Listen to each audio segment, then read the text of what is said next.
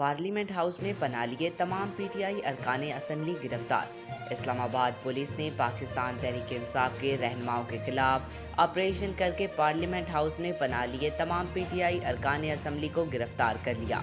वफाकी पुलिस ने MNA जैन कुरैशी और शेख वकास अकरम को पार्लियामेंट हाउस के अंदर से हिरासत में लिया।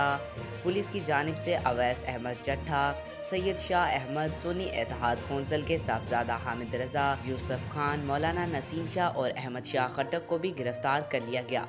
जराए का बताना है कि गिरफ्तारी से कबल पार्लियामेंट हाउस की लाइटों को बंद कर दिया गया था, जिसके बाद अहलकार पार्लियामेंट हाउस के अंदर दाखिल हुए। इससे कबल चेयरमैन PTI बैरिस्टर गौहर, शेर अफजल मरवत और शोएब शाहीन को भी गिरफ्तार किया गया था।